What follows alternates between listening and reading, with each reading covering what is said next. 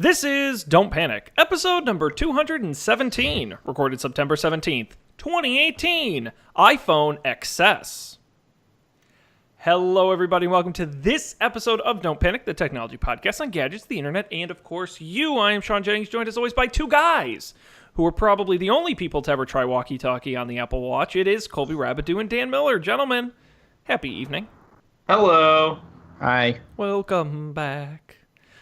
I think I'm very delayed right now. Oh, yeah. The Mac is a little... Did you already go to... What's the new version? I can't keep track. No. Hi, Mojave? I didn't.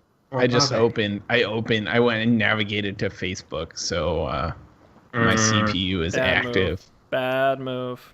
Not gonna fly. All the spying or whatever they're doing. All them cookies. Personalizing, Colby. They're personalizing. Personal. Right. Oh, it looks. Maybe it's slowing down. Oh, nope. Well, while we're waiting on that, guys, what's new? What's going on? What's the scoop? We were a man down last week. Yeah. But you're back? I'm back. Yeah, what happened? What did I miss? Well, I didn't miss the Apple event, right? No, you did that's not. right. You did not. That's right. Really going to be the bulk. We might not get a lot of banter in. We've got an Apple event to cover, and that usually takes up a healthy We might chunk. get a lot of banter in. Yeah, it's a very mild event. Dan, I can ask you a question. Colby and I talked about this last week. Maybe you have an opinion on it. Yes. I had recently been at a wedding. Same. Of course, we're at that age. We're always going to weddings. And a lot of weddings have open bars. Good opportunity to get a lot of, or at least cocktail hours. You get a drink. And we were discussing what's the best open bar wedding cocktail. Something that your average like country club bartender can put together. They have the ingredients for. It's a good amount of alcohol. It's impressive and tasty. Well, I don't think you can get anything that hits all those boxes. But I will say... Cross off impressive. Right. I think the best you can hope for is tasty and not completely pedestrian. And so I would go at weddings, I will go from old fashions, and then as the night goes on, I'll start to veer into, if they have dark and stormies, I'll do that. Otherwise, rum and coke. Dark and stormy is good. That's my play. That's a pretty good one. Now, yeah, right. Unless they have some sort of special menu that indicates something else, that's what I'll do. My choice was Manhattans. See, I don't really like Manhattans is the problem, but that's a good choice. Yeah. Fair enough. I definitely don't like martinis. Maybe I think I do like Manhattans, actually. I always go with the very lame gin and tonic, which no one is That does impressed by. get you a good amount of alcohol. So if that's what you're optimizing for. For sure. I do like Manhattans. I should get Manhattans more often. I never get them. I think, I feel like in both Manhattans and martinis, I like a wetter one. Mm-hmm. More vermouth is better, because vermouth is good. Agreed. Yeah. Also, Dan, our shirts are both Oh, nice. pre-matchy. Yeah, we both were at the same place at two different conferences at the same time. And now we're wearing both of the shirts. Oh, I did have an exciting technology thing happen this weekend. What? Yeah. I was sitting at the Holiday Inn Express. They have that little lobby that is like, it might have a TV, but otherwise it's completely unremarkable. Maybe there's a couple power outlets. Mm-hmm. Fun fact: the first time I ever visited Marist, I stayed at that Holiday Inn Express. Very mediocre. That's all. And so I'm sitting at this big table. There's no one else around, and I noticed that there were like those recessed little power doodads that you can like click in and they pop up. But I didn't need to charge. I was just observing. I was waiting for someone, and I put my phone down on the table and it started charging. I was like, "Whoa, wait, what?" And I was looking around and like, sure enough, there was this symbol on the table, which I guess could have been a power symbol. I thought like, oh, this means that this is a table that has power, in case you didn't think to press the thing. No, the Holiday Inn Express in Poughkeepsie had wireless charging, so I charged my iPhone wirelessly for the first time. It was very exciting. Wow, that's impressive. It was cool, but it's kind of what I don't know, because like I couldn't use my phone while it was charging, right? Because it was kind of off in the middle of the table.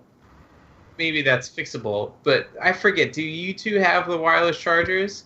Yeah. Yeah, I got a couple. When do you use it? And do you use your phone while it's wirelessly charging? I use it at night, or usually I use it at night. I mean, I use it whenever I need to charge my phone in my apartment. So it's I'll use it. You don't resort to the iPad charger? Not usually. Like, I will if it's an emergency. I'll use the iPad charger. But usually it's not. And like sometimes I'll put it like a lot of times I'll be playing podcasts off my phone or whatever, and I'll just like drop it on the charger because I don't really need it, and I can always like control whatever with my watch. Mm-hmm. Which is cool. Yeah. Sean? Yeah, I have two. I have one bedside that it charges on overnight, and I don't really use it when it's on that. And then I have one on my desk at work. It's a stand-up one, so the phone's kind of vertical. And I will actually kind of reach over, loop my hand around the back of the charger, and then actually use it while it's on the charger. And it's charging through your hand?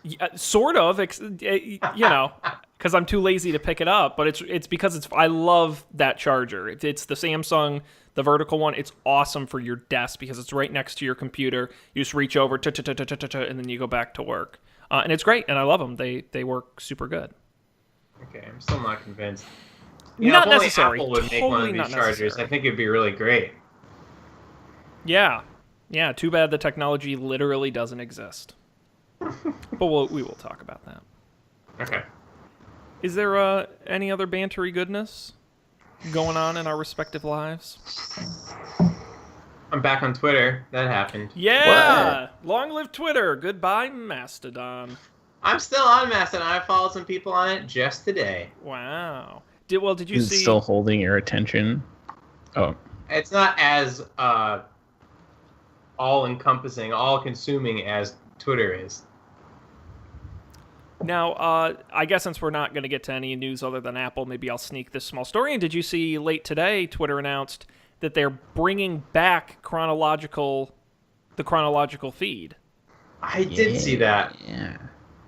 Now, here's the thing. I don't want that because I don't want to be on Twitter that often. And when I do go on, I do want to see the things that I should have seen. But that's okay, because they're giving you the option. That's all anyone ever wanted.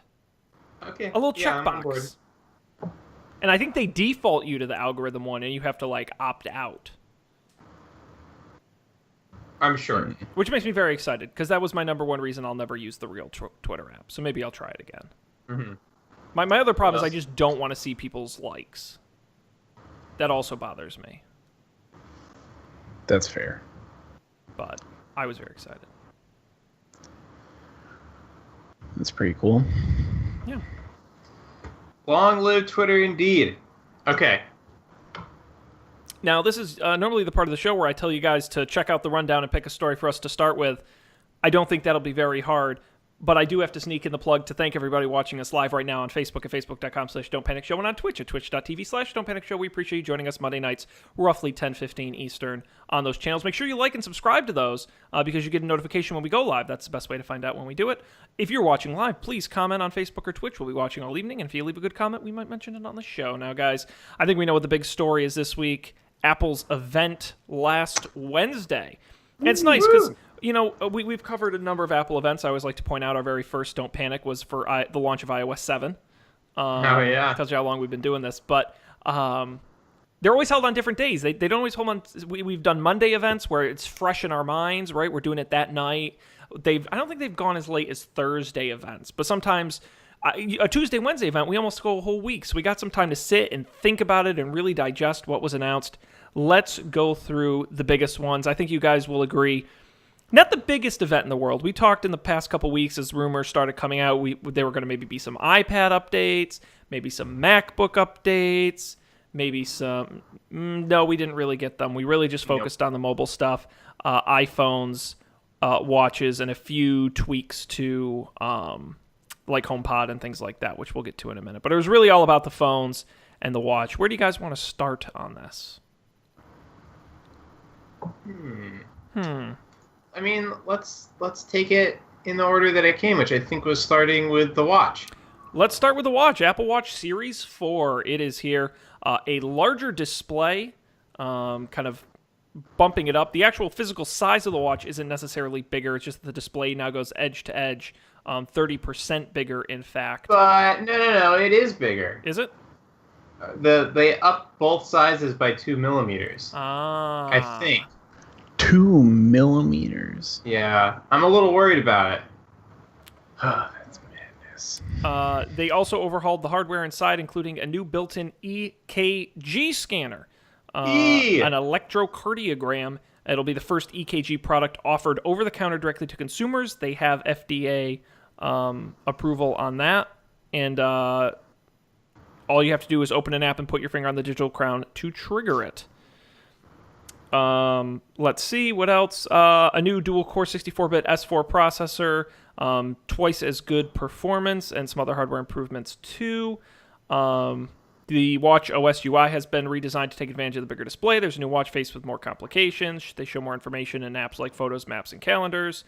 The digital crown has been overhauled. It now has haptic feedback and an LED red dot indicator on the crown itself, which I missed during the original announcement. Now I'm just reading, but now that you look at the pictures of it, you can kind of see actually your crown will now glow. They've also improved the speaker, so it's now louder, and the rear of the watch is now black ceramic with sapphire crystal. It will remain at 18 hours of battery life per day. All existing bands will work with the new one, and there are new stainless and gold stainless finishes available. It's available to pre-order. It's already available for pre-order and will ship on September 21st. Started at $399 for the GPS version and $499 for the GPS and LTE model. Apple will also continue to sell the Apple Watch Series 3 starting at $279. Yeah, so it looks like the old sizes were 38 and 42 millimeters, and the new sizes are 40 and 44 millimeters. There you go. So it did get bigger. So do both of you have the Series 3? Am I remembering that correctly? Yep. Yeah. And what are your thoughts? Are you jonesing for a Series 4? I don't know if I'm jonesing enough to buy one. Seems a little too soon. Also, yeah. I don't know if you recall, I actually bought 2 Series 3 watches because of some mishaps, and tile floor mishaps. That's right. So I'm probably not jonesing. It would be cool to have an EKG thing like one time. But then I imagine it wouldn't be that exciting. Though I don't know, maybe I guess it's hard to say like without seeing it. Like maybe that.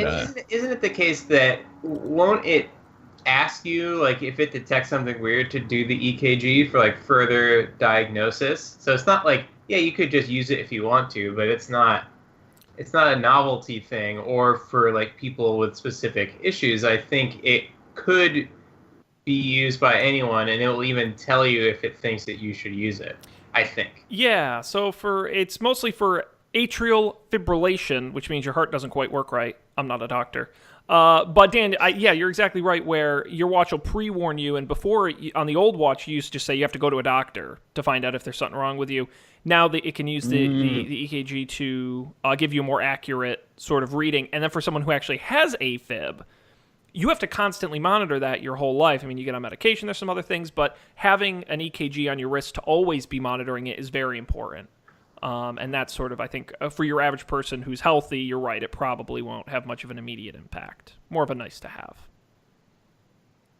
This update for me just reminded me that Apple is dumb to not have an Apple Watch upgrade program. I think they could make, if they just hit me up and they're like, Sean, for $20 a month, you get an Apple Watch, and then every year you get to trade it in for the new one, I would fall for that in a heartbeat. Honestly, it could probably be less than that, right? Like, well, if you think about it, so what's the new iPhones are, if you say about $900 to $1,000, and those will run you about $50 a month. So yeah, you're probably in that 15 to 25 range, depending on what model you get. Yeah. I'd probably do it, to be honest. Like I don't want to own anything anymore. I just want to lease it from Apple, and then I turn it in and get a new one.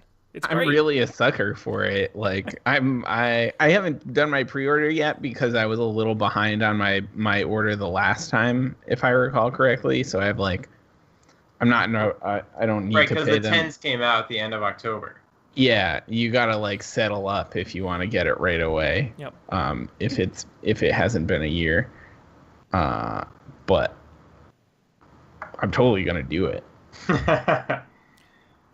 I think it's, yeah, go ahead, Dan.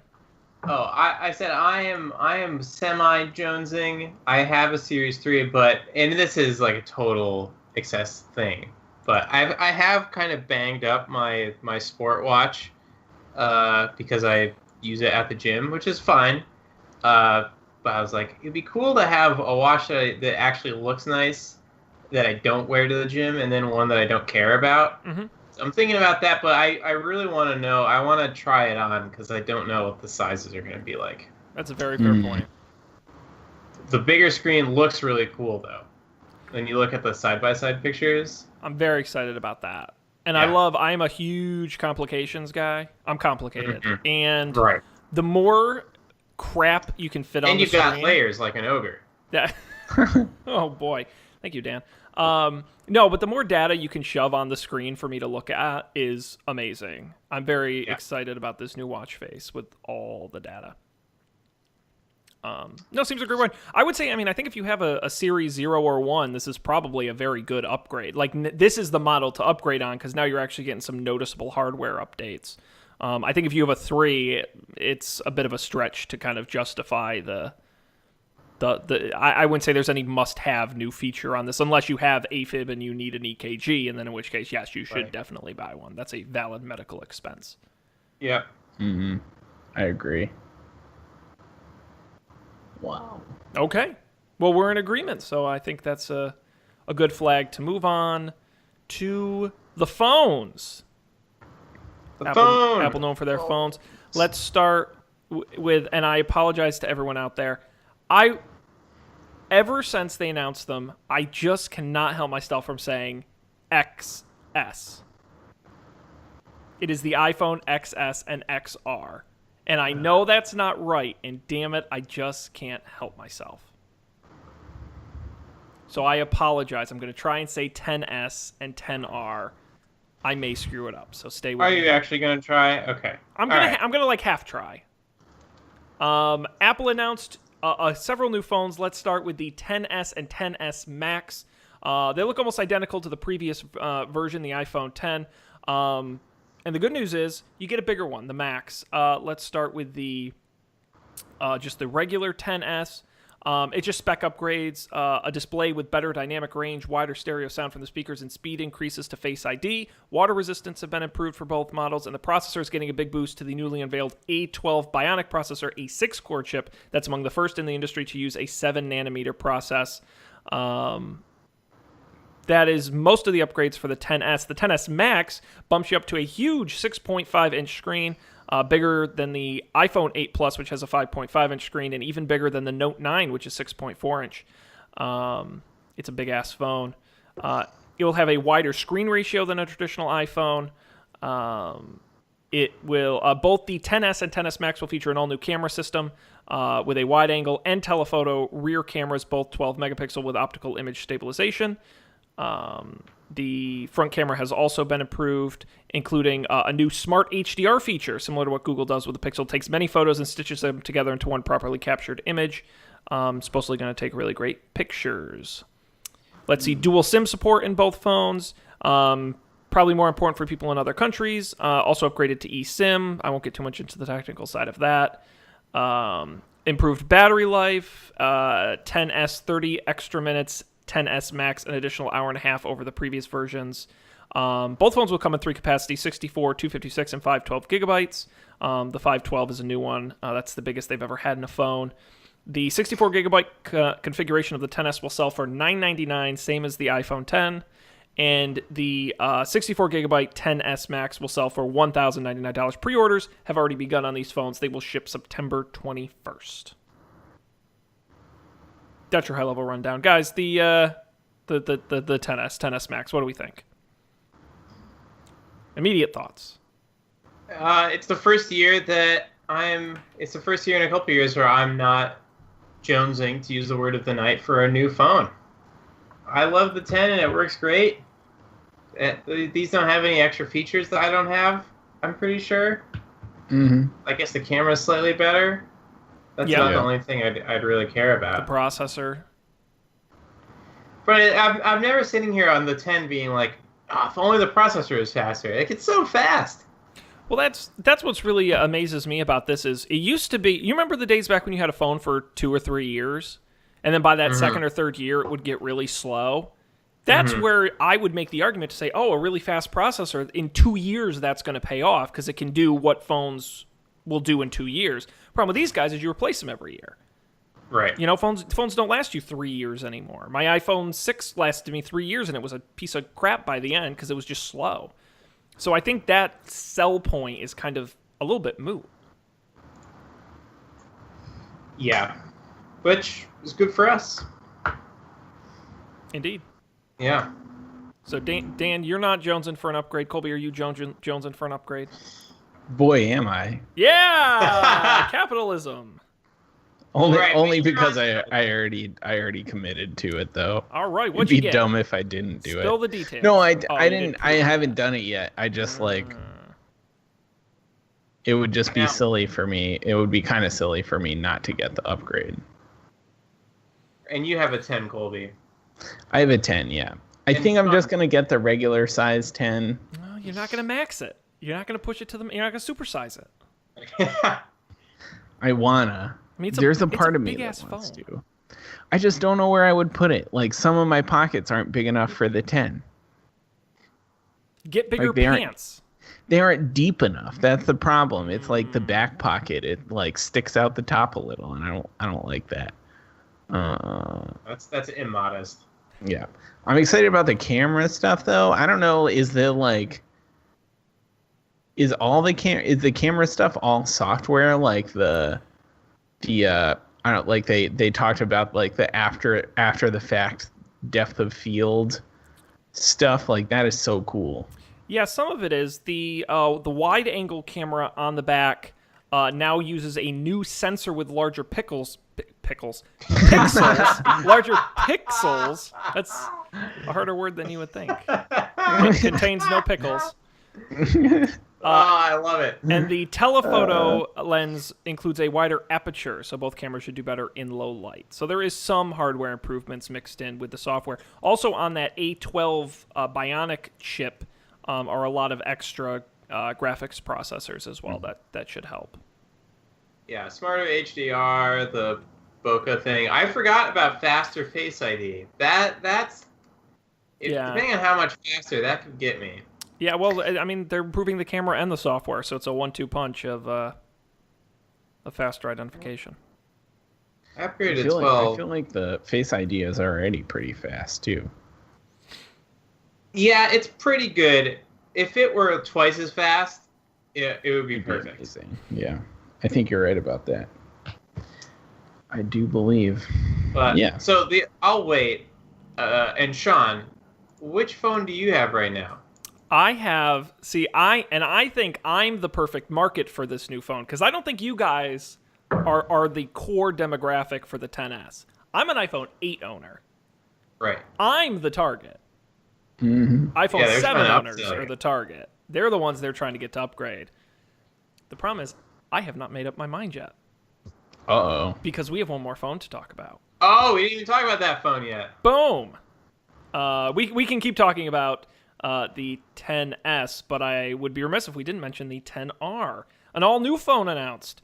their lower end phone, if you can call it that. The 10R, biggest difference between that and the 10S, an LCD display. It's a 6.1 inch LCD display that actually puts it between the Max and the regular 10S. Closer to the 10S, but it is slightly, what is it, how big is the 10S? 5.8. So you're going from to 6.1, so slightly bigger, but it is an LCD versus an OLED display, so not as good, but it's a brand new LCD panel. They call it Liquid Retina, which is a high resolution with Apple True Tone technology, so it should look pretty good. It will have Apple's Face ID system in it as well. It's very similar to the iPhone 10 from last year. It also does not have 3D touch. Instead, it has a new haptic touch system that offers similar feedback to the buttonless Mac Pro trackpad. And also made out of aluminum. Did you mention that instead of stainless steel? I have not, but is it glass? That is absolutely true. Yep. That also means it comes in a variety of colors, including black, white, blue, coral, yellow, and red options. In addition, it does have the same A12 Bionic processor as the 10S and 10S Max. Only a single rear camera, though, similar to the iPhone 8. It's a single 12-megapixel wide-angle camera, the same one that comes on the 10S. You just don't get the telephoto lens. It's got the upgraded front-facing camera system with the updated Face ID. It's got good battery life. Biggest difference, the much lower price, starting at $749 for a 64-gigabyte model with 128 and 256-gigabyte models. Also available, pre-orders for that will start on October 19th and will ship a week later on October 26th. So I think the most important question, Sean, is what color would you get? If you got I had to go to the mall this weekend, and I don't know why. I was kind of hoping they'd have them in store, so I stopped by the Apple store, and they had all the signs up for them, but they didn't have any actual the models in store, so I couldn't compare the colors. I want to see them in person. I kind of like the red. I think the red looks really good. The blue looks good. I'm not sure if it's too soft of a blue. And even the yellow, I want to see them in person. The yellow even seems interesting. Yeah, I saw a couple pictures and I thought like the orange or the coral or whatever. I was like, oh, that looks nice, but I don't know. Colors. Yeah, I don't. It might be different in real life. I am very intrigued by this phone, and the main reason is because what trade-offs you lose, you gain in value. So I crunched the numbers. If you're in the Apple Upgrade program, you're paying per month for this thing, which is, I think, how a lot of people are now doing it. It's about $150 a year more to go to the 10S. That's a not insignificant amount of money. So I have to ask myself, is having the second camera and an OLED display worth $150 a year? And of those two, the OLED display is what really gets me. It's really nice. But I'm curious... and I'm sure it's going to be better than this new LCD display. I guarantee it will be. Yeah. If it wasn't better, then they wouldn't make this distinction. I'm curious how good this new LCD is, because they say it's better than the old LCD. Yeah. But you're right. The OLED on the iPhone 10 looks gorgeous. I will say, I feel like half the photos I take, I use the telephoto for. Just because. I didn't realize until this week that if you double tap on that 1X overlay on the camera app, it uses the telephoto lens. Not even double tap, just single tap. Yeah. And I had been doing it with my hands, which thankfully does not mean that I wasn't using it, because Apple accounts for stupid people like me. What were you doing, like zooming? Oh yeah. Yeah, I was like doing pinch to zoom. I didn't realize that you could toggle between the two sort of native lenses. Indeed. Well, Sean, good luck with your decision. I hope you get a cool color. Yeah, if I have promised myself that if I'm going to do the 10R, I'm not going to get it in black or white. I'm going to get a color. I don't know what yet. I want to see him in person, but yeah. I think it's cool that the internals are all the same. Yeah, and I think they're smart to do, because why go through the effort of having different internals? Right. And then also, like, that's the that's the thing where people have a bad experience later. Mm-hmm. Like you were saying, like you get the high powered phone because it hopefully it's going to last longer, but like if you can get a cheaper version of the phone and it's the same, like it's just as fast as the newest ones, like it's better for the user experience, I'd imagine. And I would think better for developers too, who can have a more predictable experience on multiple devices. Word. This was already the case pretty much last year, though, with the exception of the machine learning processor. Right? Wasn't everything else the same? And like, there was no Face ID, but it also had a home button. Like the internals. Oh, 8 versus the 10? Right, the processor was the same and the GPU was the same. Yeah. Yeah, they've gotten more on those cycles. Yeah. It's pretty cool, though. Yeah, and honestly, I mean, you got to give Apple credit. I was thinking about it today. Intel, giant, biggest chip manufacturer in the world at one point, dominated desktop, dominated laptops, absolutely zero presence in mobile. I mean, what Apple's done in terms of processor development in mobile is so far ahead of what a lot of people are at.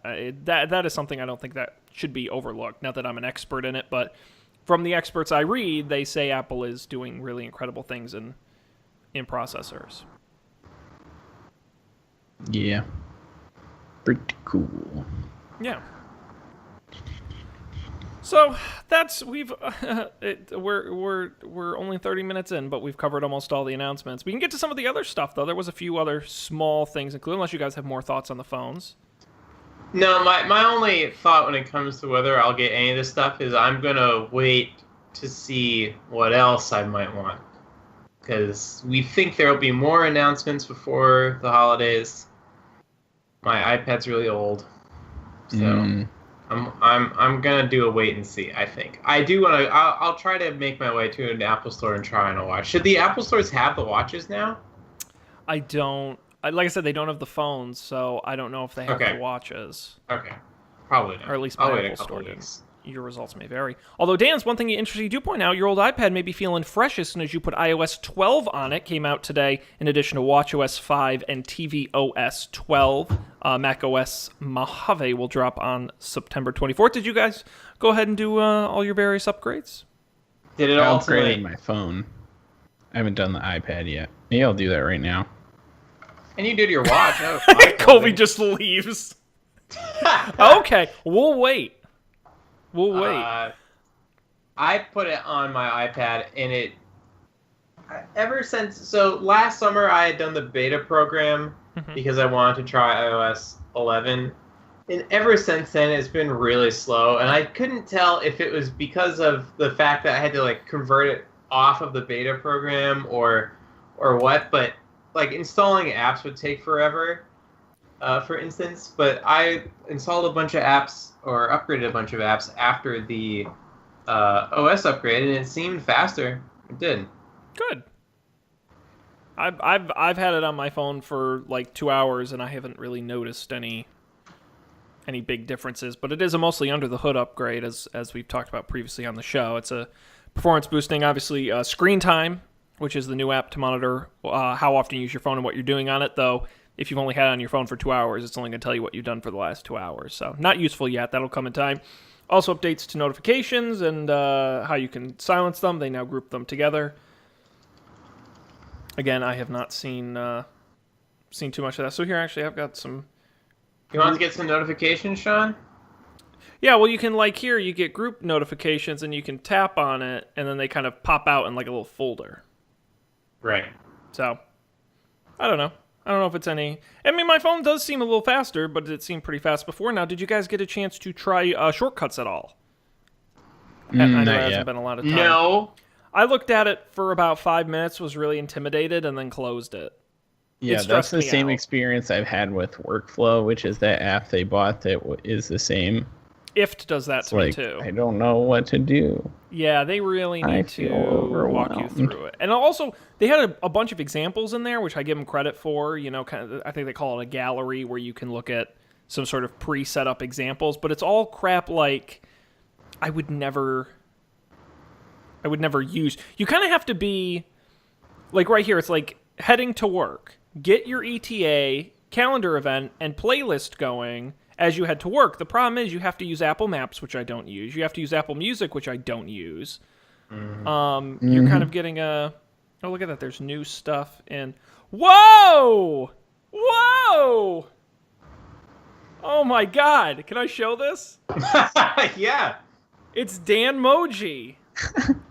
You can get your own... You can make your own me-moji. I forgot about that, Dan. Congratulations. That's great. What a treat. Congratulations. What are you going to do with it? I'd like to thank the Academy. It's very upsetting. You look like a doll that's come to life. Yeah, It's that very is a shucky. fact. I don't care for that. Yeah. But it does kind of look like you. I didn't put that much effort into it, but yeah, it doesn't look that bad. It's not that far off. Wow, that's... Yeah, I mean, Moji's pretty good. Not gonna lie.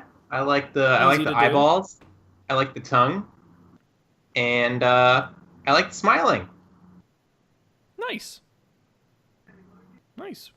Cool. I have not tried that yet. I haven't tried almost anything. Yeah, it's one of those things too. So many of the new features are hidden that you really got to dig into it. How do you get to Memoji? It's where the Animojis are. You can have the option in the iMessage app to make a new... I got one. Yeah, and there's a new ghost one, which is really fun because the arms wave around. I can't do it though. There we go. Dan, or whoever, of the last let's see, 6 messages Dan and I have exchanged on iMessage, how many do you think are Animoji? I'm gonna go with D. All of the above.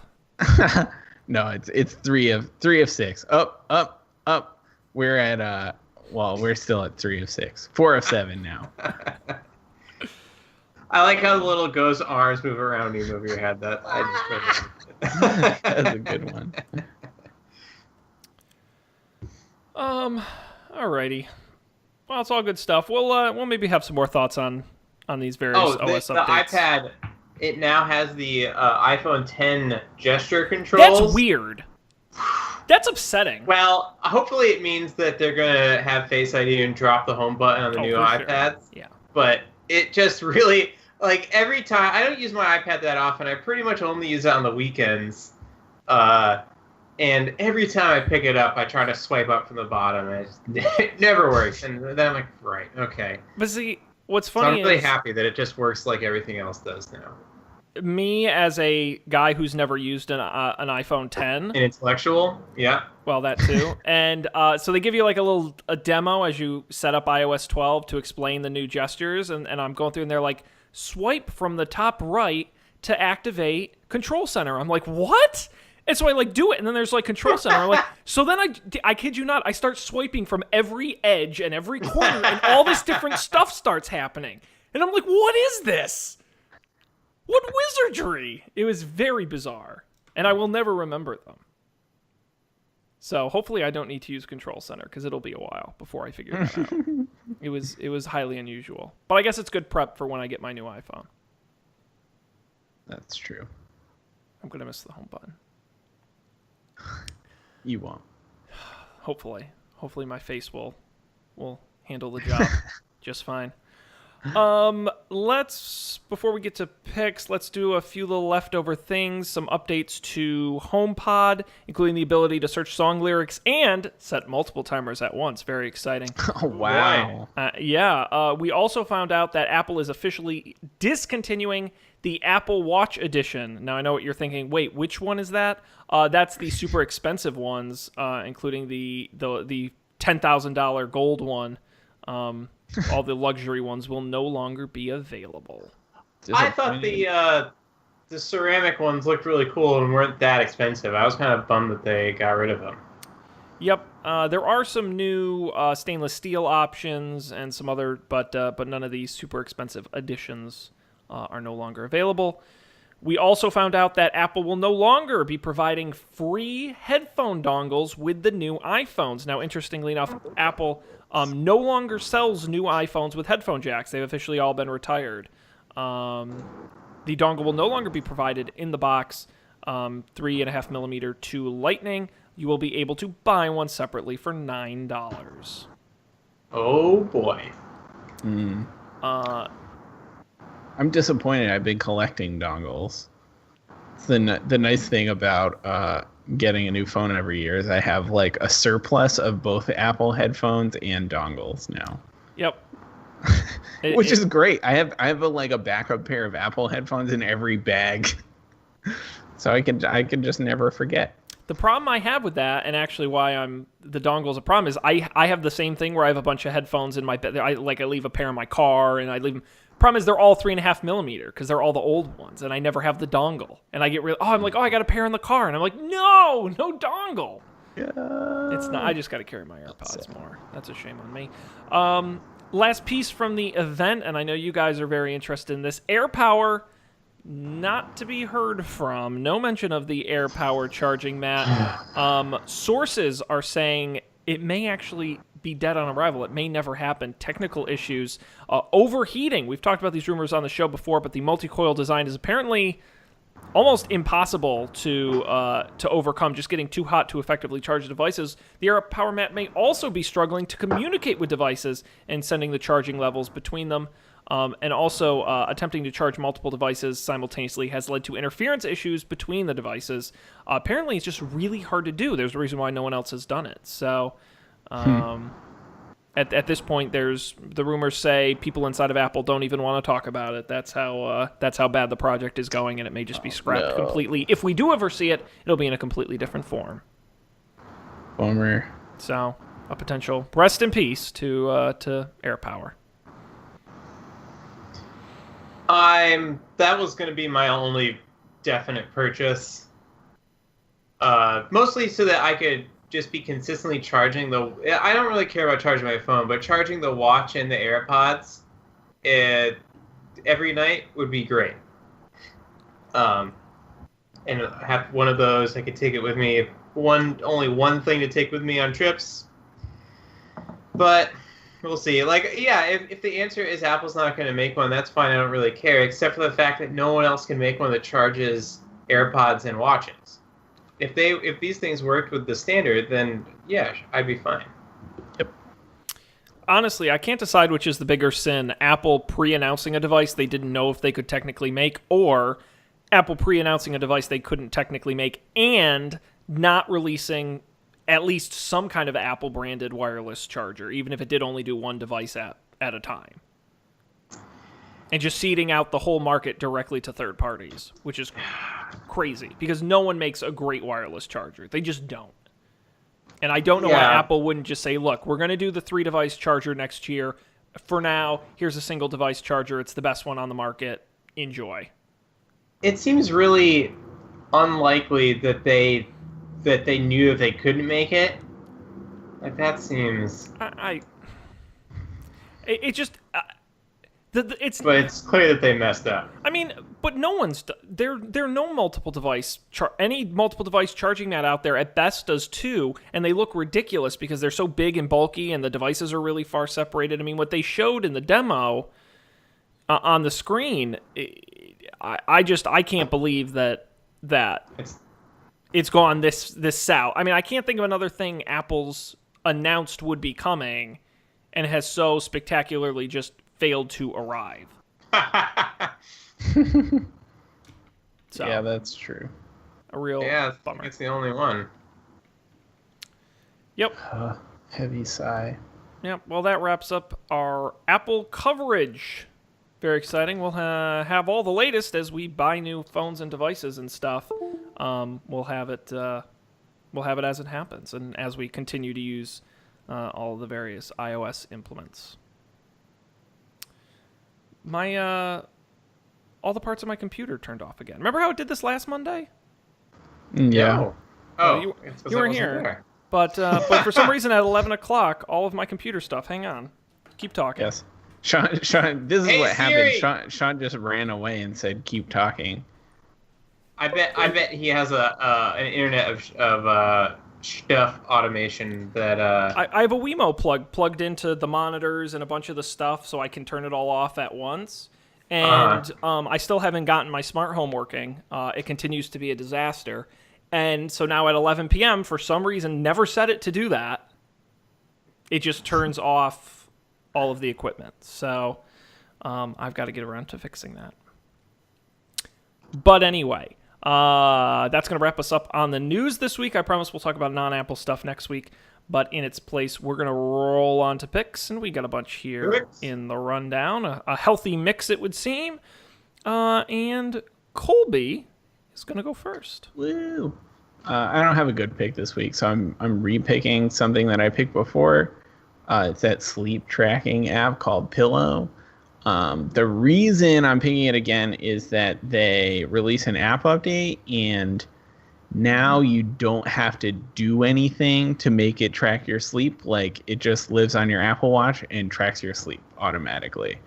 Like, you used to have anything. Nope, you used to have to go in and say, "I'm going to sleep now. Good night," and then you'd have to turn it off in the morning. And they release an app update, and now you don't have to do anything. It just works. Like, every day I get a little like push notification that's like, "Hey, your sleep thing's ready. Your sleep analysis is ready," and I check it out, and it's like correct. How well did you sleep last night? Let's see. Not that well. For some reason I couldn't fall asleep, and then I was awoken by the garbage trucks like emptying the. I left the window open last night. Let's see. Do you ever use the intelligent alarm clock stuff? I just turned it back on today to try it again. Because I actually had 80% sleep quality, but I only slept for 6.5 hours. Well, but you're a quality over quantity guy. I've always said it. Yeah. No, I like a lot of sleep though. Nah, but seriously. Neat. Well, re-download it. Check it out. See what's new with Pillow. It's pretty impressive. I think it probably only does the auto tracking if you have an Apple Watch. That's my guess. Yep. I don't know how it would do it otherwise, but it's pretty cool, and it works like well enough that I do not care. I will say I used to use their smart alarm, and I just don't anymore because I don't know. I don't need to, but maybe I'll try that again. I use auto sleep, and it works great, but you have to tell it like about when you go to sleep and when you wake up. If you deviate, things get screwy. Yeah. Not on you set a schedule, so you're like, on Mondays I should be asleep by 12:30. And that's usually not the problem. The problem is if I wake up before 7, which doesn't happen often. But when it does happen, then I'll like leave the gym and I'll put my watch back on. I'll be like, "You slept for 10 hours last night." Like, I wish. Yeah. No. You just missed 2 of those hours. Mm-hmm. Yeah. I don't know, like maybe in practice, like maybe it does a worse job, but like my problem was always like I'd forget to turn it off in the morning pretty frequently, and then it'd be all weird, and you could like edit it, but that was like more annoying. And now I just like actively don't think about it, which is great. Cool. Well, I'm going to give it another shot. So, Pillow available now on the App Store. Check it out. Great on that newly updated And he's device. stuck. Who's stuck? You. You were stuck for a second. I thought maybe your Internet of Things turned off your whole computer. No, that it's like there's certain security measures you put in place. I don't let the Internet of Things control the Internet. It can't control itself. That would be too dangerous. That would be awesome if you could turn it. Maybe that's what I'll use my smart outlet for when it's wintertime. I'll hook it up to my modem, so I can just hit the switch if I'm using the internet too much. It was. And then I'll have to go over and turn it back on because. So funny. Very short story, but my mother stayed at my house last week, and Of course, I've got smart stuff everywhere, and all my lamps are all smart connected. And so I kind of had to explain to her like the 18 different things she had to understand to control it. This is how you do the thermostat, and this is how you do the lights. And I said, you can use the switch for the light, the smart switch for the lights, or you can talk to the Amazon lady. And I told her how to do it, and then later she's like, oh, Sean, I tried talking to the thing, and it wouldn't listen to me. I said, well, what were you saying? And she said, I kept saying, Alexis, bedroom lights. And I said, no, you have to say, Alexa, turn on. It's like you have to say it in a certain way. She goes, how's this any easier than a switch? I said, you just don't get it, old lady. You just don't get it. You just don't get it. But anyhow, I should not make fun of her. She sometimes watches the show. Anyhow, moving on. More picks. I will go next because I say so. I've got a TV show for everyone to watch. Amazon Prime Video. It's called Forever. Now, what if I told you there was a show starring Maya Rudolph and Fred Armisen? Are you interested? I know who one of those people are. Yeah. Yeah, they're great. They're comedy superstars, right? Then throw on top of it, it is co-created and written by Alan Yang. And you're saying, who is Alan Yang? Writer-producer for Parks and Recreation. Co-created Master of None with Aziz Ansari. A comedy superstar. Are you more interested? Yeah. Now, what if I told you that this show is probably the most beautiful-looking television show I've ever seen? More beautiful than Killing Eve? Even more beautiful than Westworld. Oh. This is a sexy-looking show. Everything is shot. It's shot in super widescreen, like a movie, and everything's really wide. It's gorgeous. This show is so great, I cannot tell you the plot of it. Don't read about the plot of it. They asked reviewers not to reveal the plot of the show. But you're going to have to take me at my word. This is one of my favorite things I've seen in a long time. It's 8 about half-hour episodes. Very easy to get into. If you have Prime, you can watch it. It is a truly wonderful, beautiful, touching show, and I enjoyed it very much. So if you have the opportunity, check out Forever. It's streaming now on Amazon Prime. Amazon Prime? Amazon Prime. They got shows now. Wow. Yeah. Wow. My only con is that it's not in 4K, which was disappointing, because it would have looked even better. Yes. Sorry. With a K. That's my pick, Forever. Check that out. I highly, highly, highly recommend it, and I don't recommend much. Dan, I'm intrigued with what you've got here. Yeah, so I listened to this a while back. I feel like we're in an age of, what would you call it, short-run podcast? There's, like, Serial almost did this, but then was like, we'll have more seasons. Mm-hmm. But other things have done this. I can't think of another one off the top of my head. S-Town? S-Town, that's a good one. Yeah, thank you. Cool. And so this one's called Caliphate, and it's tough to say what it's about. This woman interviews people who had been in ISIS and talks about like what it's actually like to live in a country controlled by ISIS and all the crazy tactics they use to recruit people online.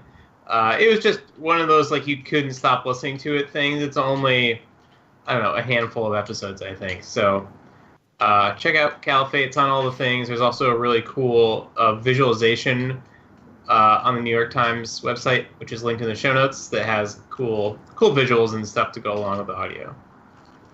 Neat. Caliphate. Check it out. Calpihate. Very good. I've heard good things. Awesome. Well, guys, that about wraps us up this week, unless you've got anything else you'd like to say to the world. I finished. Well, I didn't finish. Too. I've been using Hulu more because we still have the subscription that we tried. I was piloting with my mom for live TV. Yep. And so I've been watching Atlanta on there, which I recommended, and I thought I had finished it, but Hulu doesn't have the second season. The second season's been. So I finished the first season. The first season was great. I was very surprised by the end, in a good way. So that's my update, and I can't believe that Hulu doesn't have the second season. It's like, why am I paying for Hulu? The problem with Hulu now is like all the like 30 Rocks, like all the comedy series that I like to rewatch are all on Hulu now. Right, and the interface the live TV interface is better than the on-demand TV interface. Oh my god. It's The on-demand like, is so bad. Yeah, because of 30 Rock, it's like, oh, we've added it to your stuff. I was like, where is my stuff? and why don't you just show me the things that I watch last? That's probably what I want to watch next. Mm-hmm. The only thing that sucks about live TV is they add to your stuff, like not to your stuff, but to the things that you've recently watched, the shows that you were watching on live TV. Yep. Even if it was just for 5 minutes. It gets very confused. I have that problem with, I like to use the Apple TV, like TV queue thing, because it works across apps, but Hulu will autoplay a show that you've never watched before, and I have no interest in watching, let's be honest, like most of the time. And then by autoplay. Like if you watch the final episode of Atlanta, right? Like when that ends, it's going to start playing something else that you've never watched before, and that thing gets added to your Apple TV queue, and I hate that because then I have to go. You can remove it if you you know. Yeah, boy, I know. Tough. Oof, tough. Well. If you're looking for more things to watch, you should definitely check out this show. Don'tPanic.io is our website. We got a video version. You can check it out on the YouTube app. Just look up Don't Panic Show. You can also get the audio version wherever you get podcasts, Apple Podcasts, Stitcher, which just got actually a big update if you haven't been there recently. Google Podcasts. We're really Overcast. We're everywhere. And, of course, on our website, the pics as well will be there for every week, so you can check that out. Of course, you should follow us as well at Don't Panic Show on Twitter, and you can email us, don'tpanicshow@gmail.com. I mentioned the live stuff earlier in the show. I'll also take this opportunity to plug Up for Debate is back. Finally, our multiple-week hiatus is now over. Brand new episode up on the feed right now, all about marketing stunts, which you could tell by the name is a topic Matt picked and made a fun episode. Have you guys ever wondered what would happen if you released 1.5 million balloons over the city of Cleveland? Actually, yes. Well, the good news is they found out in the 80s, and we tell you what happened on this week's Up for Debate. You can check it out at upfordebate.tv. That's what we call a tease. That is going to wrap it up, though, for us. We appreciate everyone out there joining us. Hope we'll see you next time for more non-Apple tech news and good times on another Don't Panic. Woo. I have to go plug in my iPad. This is a disaster. The recorder crashed before I could stop recording. It still says it's recording. I don't know if it's recording or not. I have to force quit it. That's not good. What is going on?